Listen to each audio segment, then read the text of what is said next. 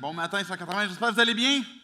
Oui, bienvenue, je m'appelle David, si vous nous visitez pour une première fois. Je suis content de vous rencontrer, de vous accueillir. Bienvenue à l'Église, on espère que vous allez être bien disposés pour pouvoir entendre de cette suite que l'on a commencé, les Nobody, les extraordinaires Nobody de la Bible. Pourquoi des Nobody?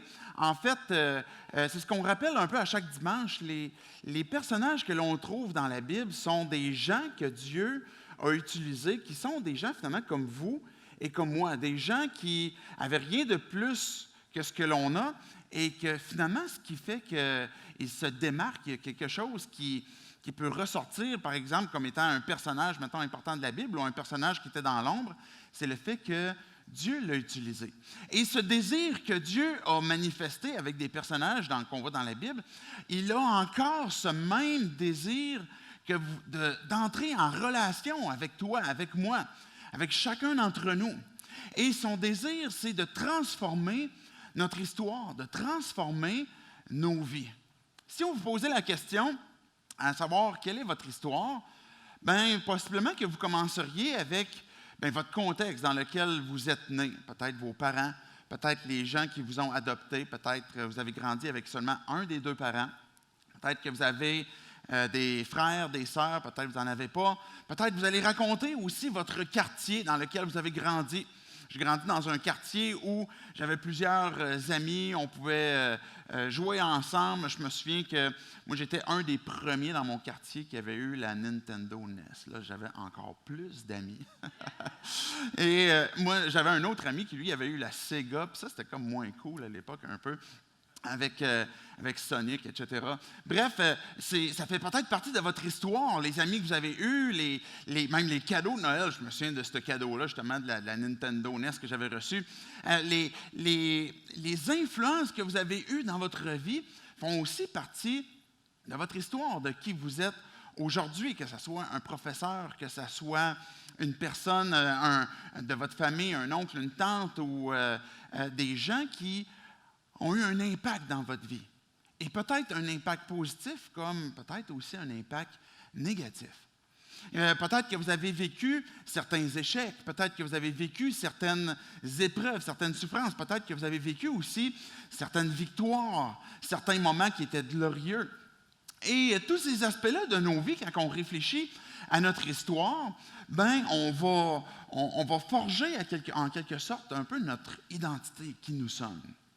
Et ce que Dieu il nous dit, ce que Dieu il nous rappelle ce matin, que tu sois à la recherche de Dieu, ou ce que tu dis, je suis plutôt je ne m'identifie pas encore comme croyant, je suis dans un processus où je suis à la découverte de qui Dieu est, et puis je suis curieux.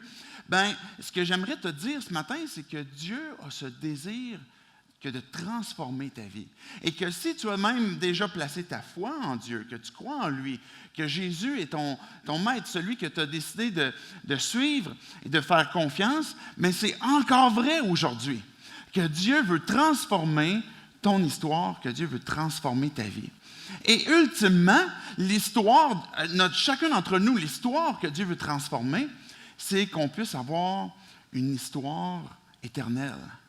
Une histoire où le changement de notre vie est plus qu'un impact momentané dans une circonstance de quelque chose qu'on voudrait que Dieu intervienne, mais que notre histoire ait une transformation avec une portée éternelle, avec quelque chose qui dure beaucoup plus longtemps que juste le changement d'un événement en particulier. Mais pour qu'on puisse vivre ce changement, pour qu'on puisse vivre cette histoire qui est transformée, notre histoire qui se transforme, on a besoin de foi. Mais c'est quoi cette histoire de foi? Ça veut dire quoi? Peut-être que des fois, si vous êtes à la recherche de Dieu, vous êtes curieux à l'égard de Dieu, vous imaginez comme les gens qui ont la foi comme étant des gens comme, peut-être, je ne sais pas moi, hyper sereins, qui font de la méditation et puis qui ont toujours cette pensée à l'égard de Dieu. Peut-être que votre compréhension d'une personne qui a la foi est différente. Ça veut dire quoi concrètement? La Bible nous dit que pour voir Dieu, ça prend la foi, ça prend la confiance. Cette confiance que Est-ce que Dieu existe? Est-ce que Dieu est présent dans ma vie? Est-ce que Dieu, je vais le rencontrer uniquement le dimanche matin quand je vais à l'église ou dans un moment de, par exemple, un groupe connexion, quelque chose de bien mystique? Ou est-ce que Dieu, s'il me dit qu'il veut transformer mon histoire, est présent à chaque instant?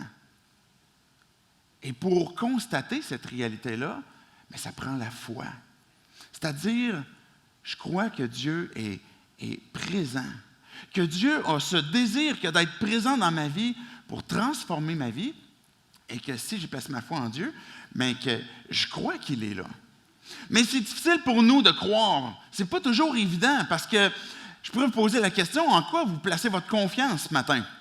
Parce que peu importe quelle est votre croyance, on place notre foi en quelque chose, que ce soit en nous-mêmes, que ce soit dans des biens, que ce soit des articles quelconques, que ce soit l'argent, que ce soit une relation. Bien, on va vivre cette confiance continuellement et on va la placer en quelque chose ou en quelqu'un. Mais en Dieu, ça semble des fois même être un peu plus difficile parce qu'on ne voit pas Dieu. Mais la foi nous permet de voir qu'est-ce que Dieu est en train de faire. Et ça nécessite certainement un combat, que même la Bible va appeler ce combat de la foi. Où si je suis en train de vivre une épreuve, est-ce que Dieu est encore présent?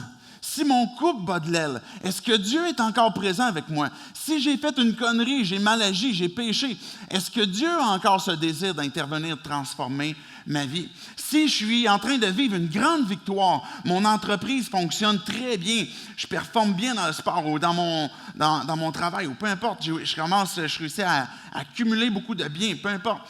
Est-ce que je suis encore en train de voir Dieu à l'œuvre ou est-ce que je suis en train de m'attribuer ces mérites-là? Et souvent, humainement, on va faire ça où on va s'attribuer, puis même si vous êtes croyant, on a tendance à revenir souvent par défaut à ça. Je vais m'attribuer les réussites ou à d'autres et les échecs, bien souvent des circonstances à la vie ou même des fois à Dieu. Dieu a ce désir d'entrer en relation avec chacun d'entre nous et de transformer nos vies. De transformer nos vies d'une façon qui va être pour le mieux. Parce que Dieu est un Dieu qui cherche à manifester qui il est, à partager sa gloire, à partager sa joie. Et c'est ce qu'on va voir à travers l'histoire justement d'une personne que sa vie a été transformée. Et on a vu plusieurs personnages jusqu'à maintenant, des nobody. Et ce matin, c'est littéralement une nobody. En fait, on n'a même pas son nom. On l'appelle la femme Sunamite. Une Sunamite, c'est une ville qui était dans le nord, en Israël. Donc, tout le long des textes, on va voir qu'elle est appelée la Sunamite. Donc, la femme qui habite à Shunem. Et comment est-ce qu'avec son histoire, on va voir qui Dieu est. De voir comment est-ce que, pour que notre histoire soit transformée, on a besoin de découvrir, d'apprécier, de voir, de faire confiance à ce que Dieu est. Mais aussi, on a besoin que pour que notre histoire soit transformée, de comprendre qu'est-ce que nous, on a à faire. Qu'est-ce que Dieu s'attend de nous? Et ultimement, dans la conclusion de toute cette réflexion que l'on a, mais qu'est-ce que l'on a en Jésus-Christ? Parce que tout va pointer vers lui, qui est le personnage qui fait des transformations de vie, des transformations d'histoire, et qui fait que pour Dieu, on n'est plus un nobody. On peut devenir son enfant. Donc, on va regarder l'histoire de la Sunamite. Je veux prier simplement pour que Dieu puisse venir disposer nos cœurs, ouvrir notre esprit et découvrir pour chacun d'entre nous qu'est-ce que Dieu a à nous dire pour l'histoire là où on est rendu. Dieu, on va te dire merci pour qui tu es. Dieu, on croit que tu es un Dieu qui est vivant, qui cherche à entrer en relation, qui cherche à transformer l'histoire, à transformer nos vies. Et notre prière ce matin, c'est que tu puisses venir nous parler, nous convaincre, nous parler à chacun d'entre nous, que tu puisses venir parler à nos cœurs, à nos pensées, pour qu'on puisse te découvrir qu'est-ce que tu t'attends de nos vies, et puis qu'on puisse continuellement renouveler et placer notre confiance en toi. Et c'est en ton nom, Jésus, qu'on prie ces choses. Amen.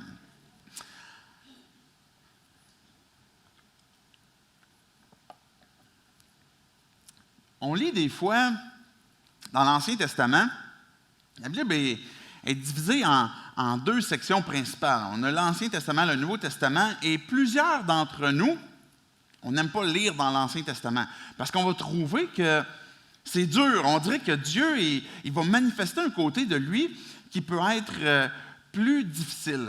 La raison pour laquelle je commence avec cette compréhension de comment lire l'Ancien Testament, c'est pour qu'on puisse découvrir que Dieu révèle des histoires, que Dieu va révéler à travers des textes qui sont là, des textes narratifs, comment est-ce qu'il y a des histoires qui ont été transformées, comme par exemple celle de la Sunamite. Et il faut comprendre que tout ce qui est dans l'Ancien Testament fait partie des choses que Dieu a voulu nous laisser, mais ne veut pas dire que Dieu approuve tout ce qui s'est fait dans la narration de ces textes-là. Est-ce que vous comprenez la nuance que je veux faire? Peut-être pas, hein? Un texte narratif, c'est une histoire racontée. Et pas parce que cette histoire a été racontée dans la Bible que Dieu est en train de mettre un saut pour dire « OK, ça c'est l'histoire que je veux que vous viviez. » Il va y avoir des histoires qui vont être dures, qui vont être des guerres, qui vont être sanglantes.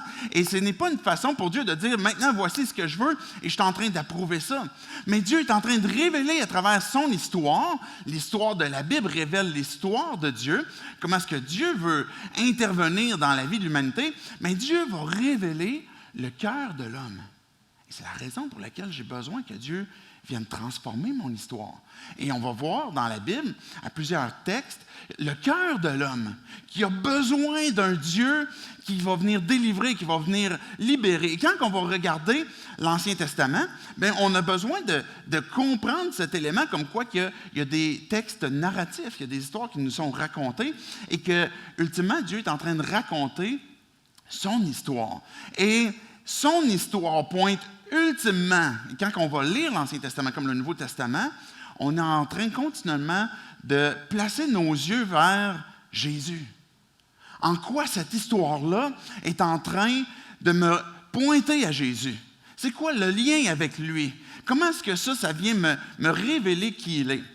Et à travers la Bible, on va voir que Dieu va se révéler d'une façon progressive à l'humanité, mais que individuellement, les hommes, les humains, on remonte à l'époque de l'Antiquité, même de l'Ancien Testament, bien que chacune des personnes, comme pour nous aujourd'hui, on a maintenant cette liberté, mais cette responsabilité aussi de qu'est-ce que Dieu est en train de me dire et comment est-ce qu'il est en train de vouloir intervenir dans ma vie. Pourquoi est-ce qu'il veut le faire?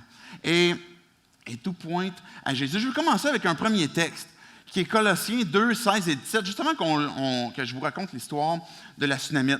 Colossiens 2 va nous dire que personne donc ne vous juge au sujet du manger et du boire à propos d'une fête, d'un nouveau mois ou du sabbat. Tout cela n'était que l'ombre des choses à venir, mais la réalité est en Christ. C'est exactement ce que je viens de dire, c'est-à-dire que quand Paul il va parler de manger, de boire, de propos d'une fête ou d'un nouveau mois, d'un sabbat, il est en train de parler qu'il y a toutes sortes de rites qu'on va voir dans l'Ancien Testament. Il y a toutes sortes de lois qui ont été données et ces choses qui ont été révélées sont l'ombre des choses à venir parce que les réalités, c'est à quoi c'est en train de nous pointer? C'est à Jésus.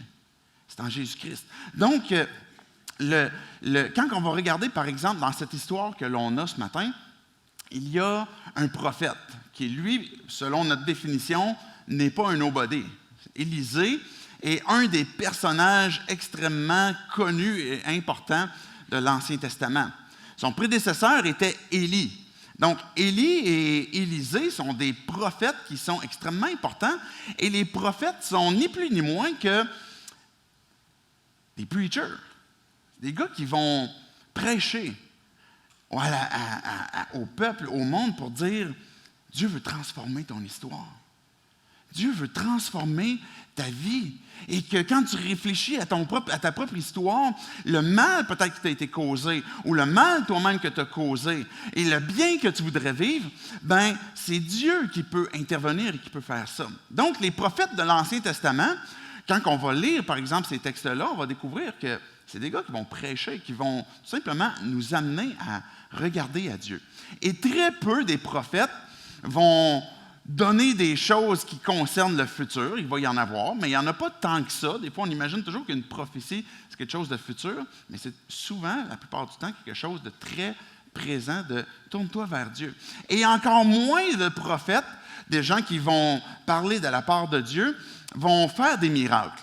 Maintenant, Élie et Élisée sont en quelque sorte quand je parlais de l'ombre des choses à venir, sont en quelque sorte un peu des images de ce que Jésus va exercer dans son ministère. On va voir Élisée qui va avoir beaucoup de miracles. Il va y avoir des guérisons. Il va y avoir même, si vous lisez l'histoire d'Élisée, vous allez même voir une multiplication de pain, de l'eau qui était un repas qui était pollué, qui a été finalement purifié. C'est des histoires qui nous sont racontées avec Élisée et qui sont en train de nous pointer au ministère de Jésus. La raison pour laquelle je prends le temps de nous expliquer ça, de nous souvenir de ça, c'est pour qu'on puisse comprendre à travers l'histoire de la Sunamite, qui est un petit glimpse, un petit clin d'œil dans toute l'histoire de Dieu pour nous amener à une personne qu'on ne connaît même pas le nom, pour nous dire, regardez son histoire. Regardez comment est-ce que Dieu transforme son histoire pour la placer dans son grand portrait. Voici quel était le contexte de l'histoire en question. Et juste pour ajouter, justement, que je commence à vous raconter l'histoire de la Sunamite, le contexte dans lequel l'histoire va se produire est très difficile. On se trouve à être dans une section du pays où les gens n'aiment plus Dieu, là. Les gens, ils s'en foutent, là. Ils ne veulent plus rien savoir. Ils sont rebelles à Dieu et puis ils veulent suivre leurs propres désirs. Mais en même temps, ça va générer beaucoup d'idolâtrie. Les gens vont se tourner vers toutes sortes de dieux, toutes sortes de choses qui vont servir. Et même ce que ça va conduire, c'est que cette idolâtrie-là vient qu'à générer beaucoup d'injustice. Beaucoup de souffrance, beaucoup de guerre, les gens vont même sacrifier leurs enfants à des idoles. Ils vont les passer au feu et Dieu va dire, moi j'ai ça en horreur, là. Votre cœur a besoin d'être transformé. La Sunamite habite dans ce contexte-là. Et à un moment donné, cette femme a une maison, elle semble bien, je dirais pas riche, mais du moins qu'elle a quand même plusieurs biens terrestre pour être utilisé dans le but de faire du bien. Regardez le début de l'histoire. Je vais vous résumer des sections de l'histoire parce qu'il y a beaucoup, c'est finalement 2 Rois, le chapitre 4 au complet, et je vais vous résumer plutôt l'histoire, mais regardons les premiers versets. Un jour, Élisée, c'est le prophète que je vous parlais tantôt, passait par Sunem. Il y avait là une femme de haute condition qui insista pour qu'il accepte de manger. Chaque fois qu'il passait par là, il se rendit désormais chez elle pour manger. Elle dit à son mari, « Vois-tu, je sais que cet homme qui passe toujours chez nous est un saint homme de Dieu. Faisons une petite chambre indépendante. Mettons-y pour lui un lit, une table, un siège et un chandelier afin qu'il puisse s'y retirer quand il viendra chez nous. » Il faut comprendre dans le contexte que si tu passes à quelque part dans une ville, tu as faim. Aujourd'hui, tu arrêtes chez McDo ou au Tim Hortons. Tu arrêtes à quelque part comme ça. Mais à l'époque, ça n'existe pas. Peut-être que c'était pour le mieux, je ne sais pas. Là. Mais ça n'existe pas. Et si tu passes à travers une ville, si tu as besoin de repos, tu as besoin de manger, ce n'est pas tous les endroits qu'il va y avoir l'hôtel, qu'il va y avoir le restaurant. Et cette femme-là a ce désir que de vouloir faire du bien. Elle voit le gars passer, puis en passant, Élie, sa garde-robe n'est pas super haute. Okay? Il y a comme, le gars, c'est un manteau de poil. Il a de l'air un peu clochard parce qu'il vit avec pas grand-chose. Dans le fond, on comprend que Élie, comme Élisée, ont décidé de vivre de vraiment une très, très grande simplicité volontaire. Où qu'ils dormaient, ben, c'était peut-être un peu aléatoire. Et leur garde-robe, comme je disais, était très, très limité. Et même le manteau de poil qui était comme l'image du prophète d'Élie, Élisée, qui était le prophète, ben, ce qu'Élisée avait, il avait été légué par Élie. Donc, ça avait un peu de vécu même. Fait que cette femme-là, elle voit Élisée. Elle ne connaît peut-être pas tout de suite au moment qu'elle le voit, mais elle l'invite. « Hey, viens manger. J'ai du ragoût encore, puis je peux t'en offrir une portion. » Et finalement, elle le presse, puis elle l'invite pour venir. Et à chaque fois que Élisée retourne et passe par Shunem, ben cette femme-là, finalement, elle l'invite, et puis Élisée va là. Cette femme, elle commence peut-être à découvrir qui il est à travers le repas, à travers le temps qu'elle passe, puis elle va dire à son mari, « Ce gars-là, il y a quelque chose de particulier. Et ce que je sais, c'est que c'est un saint homme de Dieu. » Pour que cette femme-là puisse dire ça dans un contexte, comme ce que je viens de vous décrire juste avant, qui est un contexte d'idolâtrie, c'est une femme qui est à la recherche du bien, qui est à la recherche de vouloir faire de l'hospitalité, de vouloir aimer, de prendre soin de son prochain, ce qui va détonner de son contexte. Et elle va dire à son mari, « Ben, hey, on fait des rénaux. » Là, le gars, on n'entend pas beaucoup parler, mais il semble consentir parce que, ben, à l'époque, il y avait comme un toit, il y avait un petit escalier qui montait sur le toit. Et là, elle dit, ben, faisons-lui une chambre là, sur le toit. Et puis, avec un petit toit. Et puis là, on va dire, on va y faire un lit. On va placer un fauteuil. On va placer un chandelier. C'est du home staging, là. Déjà, ça commençait à l'époque. Et puis, on va lui donner tout ce qu'il a de besoin pour qu'il soit confortable. Savez-vous ce qui me frappe dans ces quelques premiers versets-là? C'est les détails que l'on a des meubles, mais pas du nom de la femme. On a de ces détails-là qu'il y en a plein de noms dans la Bible. Mais Dieu n'a pas voulu laisser le nom de cette femme-là. Pourquoi? Je ne sais pas.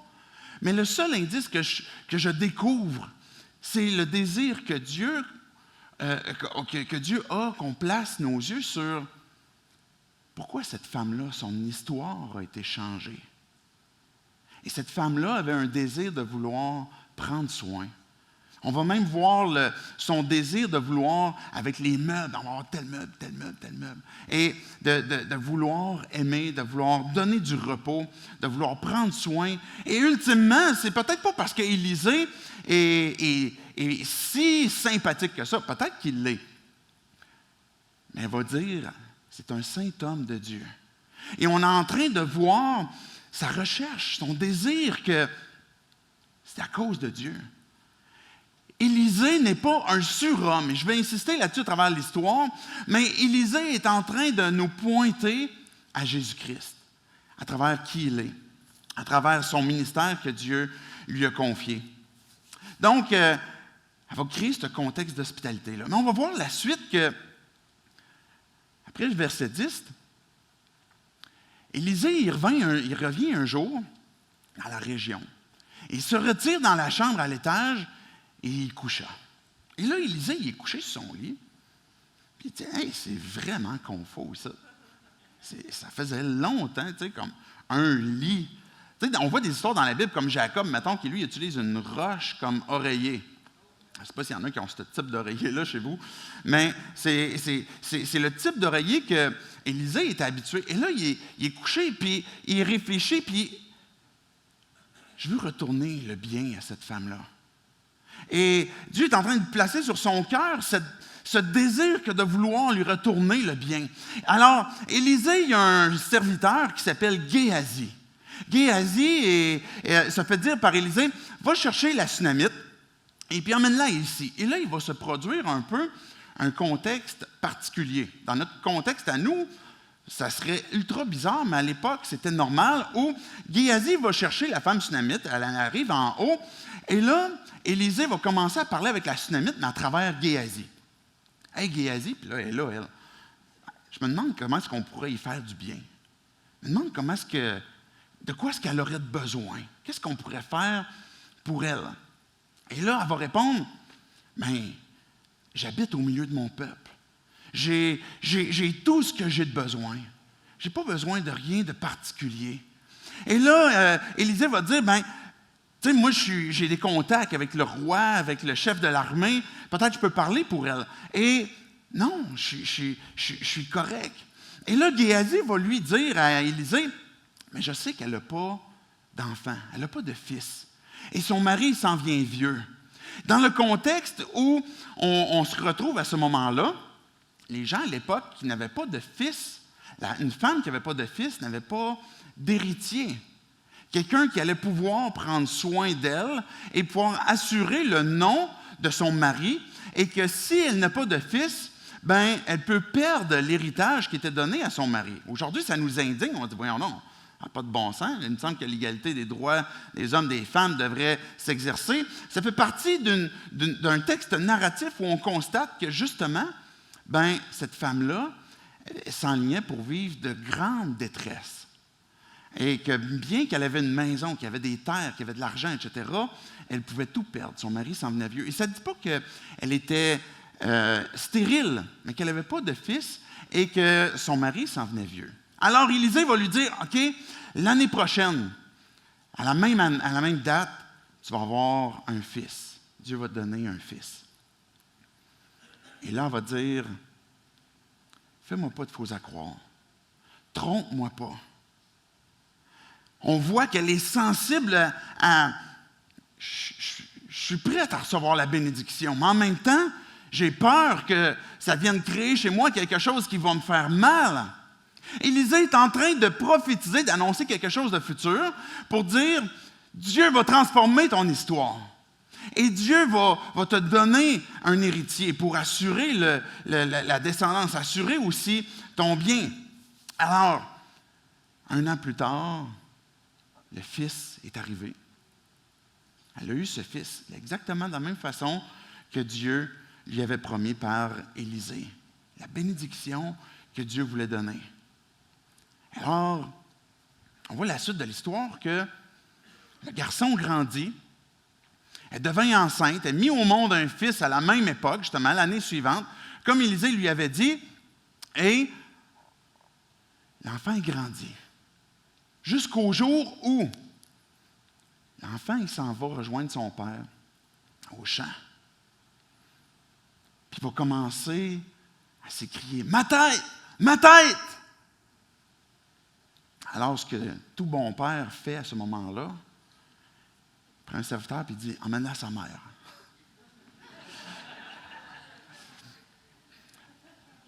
Le serviteur emmène l'enfant à sa mère. Qu'est-ce qu'il y a, l'enfant? On ne sait pas. C'est-tu un coup de chaleur? C'est-tu une maladie? On ne sait pas. L'enfant est conduit à la mère, et là, la mère prend son enfant que l'histoire nous raconte, elle le prend sur ses genoux, elle en prend soin, et à midi, l'enfant meurt. L'enfant est mort. Qu'est-ce qui se passe à ce moment-là dans sa tête? Elle va prendre l'enfant. Elle va le monter dans la chambre, sur le lit d'Élisée.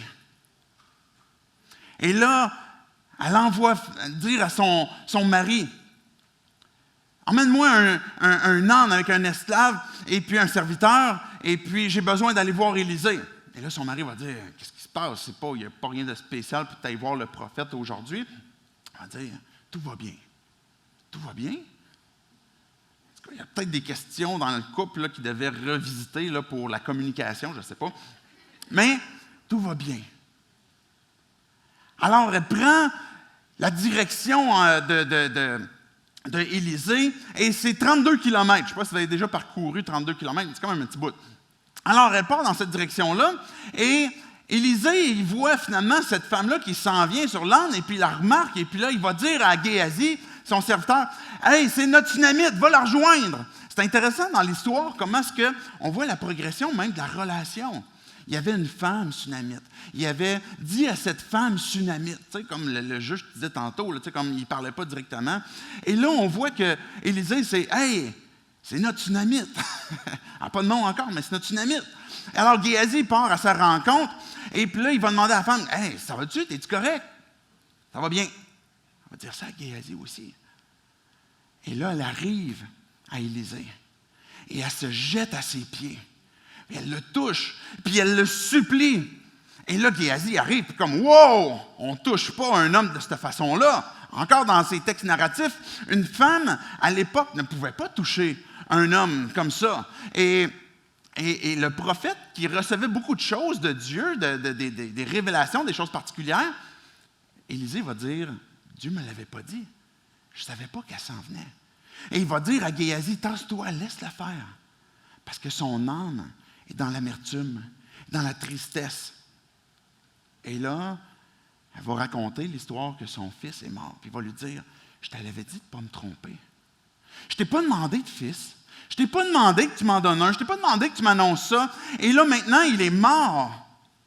Alors Élisée prend son bâton, donne à Géasi, puis dit, retourne chez elle et mets le bâton sur son visage. Et puis, laisse-toi pas interrompre s'il y a des gens qui veulent t'arrêter en route.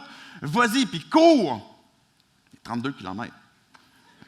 Je ne sais pas si vous avez déjà fait ça, mais c'est quand même essoufflant. Puis ça dure un petit bout, puis il fait chaud là-bas. Alors, Géasi, bon, c'est correct, je viens de manger. Il va. Fait que là, il part, et puis, la Sunamite va dire à Élisée, je ne te laisserai pas. Comme ton âme est vivante, comme l'Éternel est vivant, je ne te laisserai pas. Elle est retournée là où la bénédiction avait commencé. Et pour dire, j'ai besoin qu'il y ait une intervention dans ma vie. J'ai besoin qu'il y ait quelque chose qui se produise et que le fils que tu m'as donné et que je t'avais demandé de ne pas me tromper, mais maintenant il est mort et je ne te laisserai pas. Je veux que tu reviennes avec moi. Et c'est toi que je suis venu voir. Alors Élisée emboîte le pas puis s'en va dans la direction aussi de la maison. Géasi arrive avant, il va placer le bâton, puis qu'est-ce qui va se produire? Rien. Rien. Elle ne bouge pas, l'enfant ne bouge pas. L'enfant ne parle pas, il n'y a pas de signe, rien.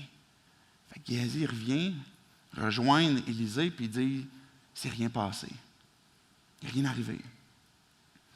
Élisée arrive à la maison. Il monte à l'étage, puis il ferme la porte pour être seul. Puis il va prier l'Éternel. Il va demander à Dieu son intervention. Il va se placer un peu comme ce que je décris dans un effet miroir. Il place ses mains sur les mains de l'enfant, ses yeux vis-à-vis les yeux, le nez vis-à-vis le nez, la bouche vis-à-vis la bouche. Et là, le texte dit que le corps s'est réchauffé. Élisée a décidé de sortir, se promène dans la maison, va un peu à gauche et à droite. Pourquoi? Je ne sais pas. Je ne sais pas tout ce qui se passe dans sa tête. Qu'est-ce qui se crée à ce moment-là? On sait qu'il est en train de prier, il est en train de demander l'intervention à Dieu. Il retourne en haut, il refait la même chose, et l'enfant va éternuer 7 fois, puis revenir à la vie. Il va dire à Géasi, va chercher notre Sunamite et donne-lui son enfant. Et puis encore une fois, cette femme arrive devant Élisée, à ses pieds, pour lui le remercier, rendre grâce. Et dans ce moment d'épreuve, comment était la foi de cette femme? Une foi qui a été vivante. Ça ne veut pas dire qu'il n'y avait pas de tristesse, ça ne veut pas dire qu'il n'y avait pas d'inquiétude. Mais retourner aux pieds du prophète.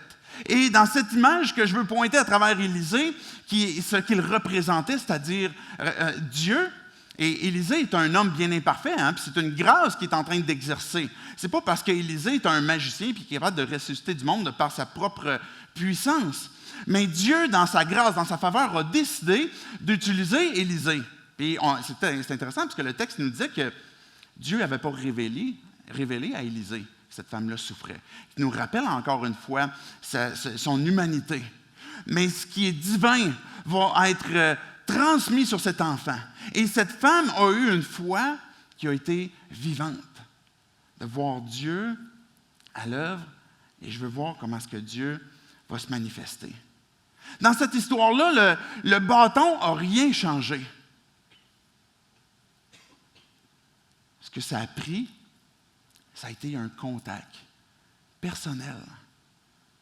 Pourquoi dans ce plan de Dieu aussi grand qui nous est révélé à travers la Bible, ce petit clin d'œil minuscule de cette femme qu'on voit, une personne et qu'on voit de la façon qu'Élisée a procédé pour s'identifier, pour avoir un contact vivant. Et ça révèle le caractère de Dieu, qui n'est pas un Dieu de reliques, de breloques, de toutes sortes de trucs qui sont très physiques et puis qu'on va s'accrocher sur des choses qu'on va spiritualiser, qu'on va penser qui vont nous apporter une bénédiction. Mais Dieu est un Dieu qui est vivant, qui a voulu transmettre la vie. Ton histoire peut être transformée à cause de ce que Dieu est. Plusieurs d'entre nous, on souhaite que notre histoire soit transformée, puis on pourrait s'accrocher à toutes sortes de choses pour que nos vies soient transformées. On voudrait peut-être oublier des aspects de notre passé. On voudrait contrôler des aspects de notre présent ou du futur. On voudrait contrôler des choses qu'on pourrait enlever de nos vies. Mais ce qui fait que notre vie peut être transformée, que notre histoire peut être transformée, c'est à cause de ce que Dieu est. Parce que Dieu est fidèle, parce que Dieu est un Dieu vivant, parce que Dieu est un Dieu de bénédiction. Et Dieu a voulu faire du bien à cette femme-là, de la même façon qu'il veut nous faire du bien aussi, et qu'il veut bénir. C'est ce que Dieu veut faire dans ta vie. Et Dieu, s'il est ce Dieu de bénédiction, ce Dieu de vie, c'est de cette façon-là qu'il peut transformer ton histoire aussi. Un Dieu de vérité. Un Dieu qui est en train de faire une lumière dans ce contexte, dans ce pays où les gens semblent avoir abandonné la vérité, abandonné l'amour, abandonné l'hospitalité, dans un contexte où les gens sont beaucoup plus dans l'injustice, dans le meurtre, dans le manque d'honnêteté, de tromperie, et que Dieu a voulu apporter cette lumière dans ce contexte-là. Parce que Dieu est un Dieu de justice, un Dieu de vérité, un Dieu de vie, comme je disais, un Dieu de bénédiction, et un Dieu qui aime l'hospitalité, et est un Dieu d'amour. Cette femme est à la recherche de Dieu. Et on voit que Dieu manifeste cette hospitalité, manifeste cet amour. Les deux plus grands commandements de Dieu concernent l'amour. Aime Dieu, puis aime ton prochain. Et quand cette femme-là a vu Élisée passer, je veux lui donner un repas. Je veux lui donner un lit. Je vais même lui donner un chandelier. Je vais lui donner et elle va nommer des meubles. Dieu est ce Dieu qui veut redonner. Élisée, le bien qu'il a voulu faire, comme je disais, c'est pas parce qu'il est magicien, puis que, OK, dans 1 an, tu vas faire en sorte que tu vas être enceinte. C'est parce que Dieu a voulu bénir cette femme-là, a fait une promesse à cette femme-là et a tenu sa promesse. Et ça, c'est à cause de Dieu. Ce Dieu d'amour, d'hospitalité, mais un Dieu aussi de résurrection, qui redonne la vie, que ce qui est mort dans nos vies, ultimement, notre relation avec Dieu, la raison pour laquelle on a été créé, d'être en communion avec lui, de partager sa joie, de le célébrer, de partager sa gloire et de vivre en relation intime avec lui, bien, cette vie nous a été redonnée parce qu'on est séparé de lui, on est séparé de Dieu à cause du péché, à cause du mal, à cause de notre condamnation qui est liée au péché. Et Dieu nous interpelle à « Je suis un Dieu de réconciliation.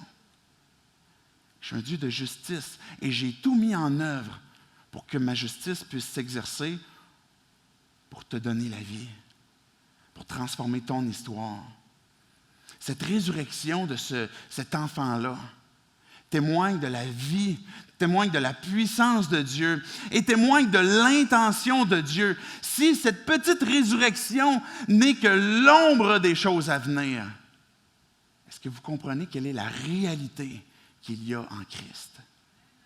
D'une puissance, d'une résurrection qui peut te donner la vie, qui peut renouveler ta vie, qui peut te faire découvrir la vie continuellement en Jésus-Christ. Cette petite résurrection de cet enfant qui a délivré la mère certainement de bien des maux qui s'en venaient, d'une souffrance qui était liée à son enfant, mais il nous révèle le cœur de Dieu. Et que dans notre histoire, il y a bien des choses qui sont mortes, il y a bien des choses qui sont sans vie. et que Dieu veut donner la vie, que Dieu veut restaurer, que Dieu veut transformer, et que si ton histoire peut être transformée, c'est à cause de ce que Dieu est, qui est amour, vérité, justice, saint, un Dieu de vie, un Dieu qui n'est pas dans un bâton, qui n'est pas dans des choses artificielles, mais qui est un Dieu qui, dans son amour infini, a décidé de donner son Fils pour venir nous visiter, pour prendre le sang et la chair, pour prendre notre forme. Et Dieu, dans la personne de Jésus, s'est métamorphosé. Il a pris notre vie pour pouvoir placer ses yeux sur nos yeux, notre nez sur son nez, sa bouche sur notre bouche, pour qu'il puisse finalement nous donner la vie, nous redonner la vie, avoir une vie qui est transformée. Et il ne nous a pas juste envoyé un bâton, mais il nous a envoyé son Fils, mourir sur la croix pour nous donner sa vie. Et ton histoire peut être transformée, et ça dépend aussi de tes choix, de ce choix de foi, de confiance. Est-ce que je décide de faire confiance à Dieu? Est-ce que je décide de fermer mes yeux pour voir Dieu et dire, Dieu, je te fais confiance? Faire ce choix de rechercher Dieu. Peut-être que tu es à la recherche de Dieu. Et Dieu va nous dire, cherchez-moi. Je ne suis pas difficile à trouver. Je suis tout prêt. Mais Dieu nous invite à poursuivre cette recherche. Et pas parce qu'il veut se cacher, mais parce qu'il veut nous amener à dynamiser, vitaliser notre foi, notre confiance pour dire, OK, je veux que ce soit plus que juste, je crois qu'il y a une force supérieure, mais je me mets maintenant à la recherche. C'est un saint homme de Dieu. Cette femme-là, on ne sait pas qu'est-ce qui s'est passé exactement dans sa foi, dans sa conversion, mais on voit le progrès de ce qu'elle va vivre avec, je reconnais en lui le saint homme de Dieu. Mais comment est-ce que maintenant tu recherches Dieu pour découvrir qui Jésus est pour toi ou renouveler ta confiance? Le choix de rechercher Dieu, le choix du Dieu de la bénédiction, plus que la bénédiction en soi. Est-ce que vous comprenez la nuance que je vais apporter? Ta vie peut être transformée. Pas parce que tu recherches une bénédiction et que tu peux l'obtenir. Dieu aime donner. Dieu est généreux. Il est immensément généreux. Puis on voyait la semaine passée qu'il donne sans reproche. Il y a du plaisir. Tout don parfait vient du Père des Lumières en qui il n'y a aucun nombre de variations. Dieu il est généreux. Ce n'est pas lui qui donne la mort. C'est le mal, le péché va finalement générer la destruction. Mais Dieu est un Dieu de vie. Maintenant, j'ai besoin de faire ce choix pour que mon histoire soit transformée, de rechercher le Dieu de la bénédiction plus que de la recherche de la bénédiction en soi. Parce que ce Dieu est celui qui transforme la vie. Oui, les bénédictions peuvent transformer, peuvent faire du bien à nos vies, etc. Mais on va vivre des circonstances sur terre qui vont être difficiles, qui vont faire mal. Mais quel choix est-ce que tu fais? Quand tu vas vivre une grande victoire, quel choix tu vas faire? De dire, cette bénédiction que je suis en train de vivre, c'est à cause du Dieu de la bénédiction que je fais le choix de croire. Cette souffrance que j'ai, cette épreuve que je suis en train de vivre. Peut-être qu'il y a une amertume, peut-être qu'il y a une colère. Et l'invitation que Dieu t'a faite ce matin, c'est de la même façon que cette femme sunamite est allée au pied d'Élisée, et dans mon lapsus que je dis de Jésus, c'est la même chose. De venir au pied de Jésus et dire, j'ai besoin de toi, mon âme souffre. Et j'ai besoin que tu fasses quelque chose. Et de la même façon, et on voit dans la Bible des personnages, des nobody, des gens qui ont été très connus où ils vont s'accrocher à Dieu et dire, j'ai besoin de toi, Dieu. Jacob qui est en train de lutter avec Dieu et il ne va pas le laisser partir. Il va dire, je ne te laisserai pas partir tant que tu ne m'auras pas béni. Donnez ta parole de grâce sur moi.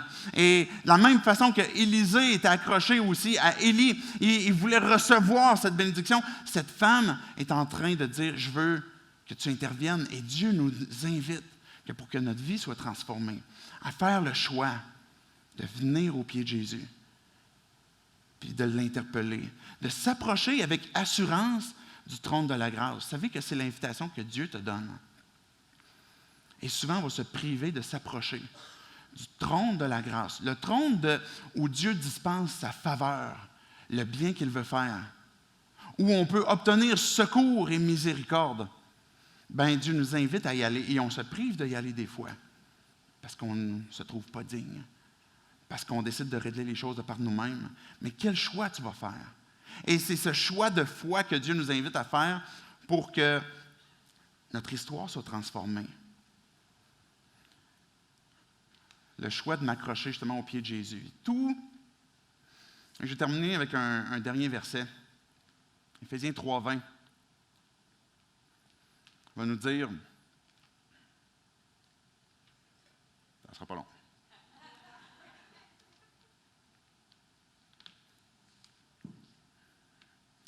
À celui qui peut faire, par la puissance qui agit en nous, infiniment, plus que tout ce que nous demandons ou pensons. À lui soit la gloire dans l'Église et en Jésus-Christ pour toutes les générations, au siècle des siècles. Amen. À celui qui peut faire par la puissance qui agit en toi. Ce Dieu puissant, ce Dieu de victoire, ce Dieu que tu peux voir et constater en toi et dans ta vie, à partir du moment où tu vas fermer les yeux et tu vas dire, peu importe ce qui se passe, que tu donnes ou que tu reprends, Dieu, je veux te glorifier. Jésus, c'est à cause de toi que mon histoire est transformée et que peu importe ce que je suis en train de vivre, mon espérance est en toi. Je sais que mon éternité est entre bonnes mains. Je sais que ce que je suis en train de vivre présentement, que ce soit dans le bien ou dans le mal, que c'est en train de conduire à cette histoire que tu transformes dans ma vie. Et comment est-ce que tu es en train de me changer? Et Dieu peut agir infiniment au-delà de ce que tu peux penser ou imaginer. Je ne sais pas qu'est-ce que vous pensez. Je ne sais pas qu'est-ce que vous imaginez. Mais Dieu va aller infiniment, au-delà de ce que vous pouvez même demander. Et c'est pour ça qu'on le glorifie. Vous savez, cette histoire de la Sunamite, et je termine là, ne s'est pas terminée à ce moment. Il y a un moment donné, Élisée, plus tard, on arrive dans le chapitre 8 de 2 Rois, il va aller voir la femme Sunamite, puis il va dire, Dieu appelle une famine, parce que le peuple est loin de lui. Et tu as besoin de quitter. Et il va te trouver un endroit où tu vas pouvoir vivre en attendant, pendant 7 années. Alors la femme se trouve un endroit chez les Philistins. Et puis, 7 ans plus tard, elle revient. Et puis, veut revoir ses terres, revoir sa maison. Possiblement maintenant habitée par des nouvelles personnes qui ont pillé, qui ont décidé de prendre. Et elle se dit, je vais aller voir le roi. Et je vais aller voir le roi pour qu'il puisse faire de quoi pour moi, parce que j'ai tout perdu. À ce même moment, pendant ce temps qu'elle est en train de marcher, le roi est en train de s'entretenir avec Géasi. « Hey Géasi, raconte-moi les histoires incroyables d'Élisée. Raconte-moi qu'est-ce qui s'est passé, ça me divertit. » Fait qu'Élisée dit, « Moi, je me souviens d'une histoire. Mon roi, c'est incroyable. Je me souviens de cette femme-là, la Sunamite, qui nous a accueillis. On lui a annoncé un fils. Il va raconter l'histoire. Il va raconter comment est-ce que cet enfant est mort, comment est-ce qu'Élisée est revenu et que Dieu a redonné la vie à cet enfant-là. Et au même moment que Géasi est en train de raconter cette histoire-là, savez-vous qui entre derrière lui? Cette femme avec son enfant. Et Géasi se retourne, puis hey, c'est elle. C'est elle. Qu'est-ce que tu veux dire, c'est elle? C'est celle que je suis en train de te parler. Puis le gars qui est à côté d'elle, là, c'est son enfant que Dieu a ressuscité. Alors le roi, il dit, approche-toi ici. Raconte-moi ton histoire. Et elle a raconté toute son histoire. Les beaux comme les moins bons côtés. Les difficultés comme les grandes victoires. Et elle a raconté comment est-ce que Dieu a transformé son histoire. Et le roi a mis un serviteur à sa disposition pour dire, retourne sur la terre de cette femme-là et redonne-lui toutes ses possessions. Et tout ce qu'elle n'a pas reçu en argent pendant le temps qu'elle n'a pas pu vendre de ses terres, on va lui redonner. Et le roi a redonné, a restitué la terre, et même plus. Au-delà de ce que cette femme-là aurait pu penser et imaginer, le premier repas qu'elle a donné à Élisée, elle fait confiance au Dieu qui est vrai. J'aimerais qu'on puisse terminer en priant. Dieu, on veut te dire merci pour ce que tu es, parce que c'est à cause de ça que notre histoire est transformée. Tu es un Dieu de vie, un Dieu de résurrection, un Dieu de bénédiction. Et en toi, Jésus, on a tout ce que l'on a de besoin pour que nos vies soient transformées, que nos histoires soient transformées. Jésus, tu nous as donné ta vie, Père, tu nous as donné ton Fils pour qu'on puisse avoir cette nouvelle vie. Que Jésus, quand tu es mort, tu es aussi ressuscité pour nous ouvrir le chemin, pour qu'à notre tour, on puisse avoir cette vie que tu nous donnes, avec ce contact personnel, chacun d'entre nous. Et Dieu, ce matin, on fait ce choix. Que si on est tes enfants, Dieu, qu'on a déjà choisi de te suivre, qu'on veut renouveler notre confiance en toi, pour que notre histoire soit continuellement transformée par toi et à cause de toi et pour toi. Que Jésus, si on est à la recherche, tu nous connais. Tu nous connais si on est dans cette recherche de qui tu es, de vouloir en savoir plus pour toi. Mais Dieu, on veut nous aussi manifester notre foi. En te recherchant, en poursuivant, Dieu, cette recherche de qui tu es. Et en même temps, on te prie que tu puisses te révéler, te faire connaître à nous montrer, Dieu, qui tu es et comment notre histoire peut être transformée par toi. Reçois tout honneur, toute gloire, toi qui es le roi des rois, Seigneur Jésus-Christ. Amen.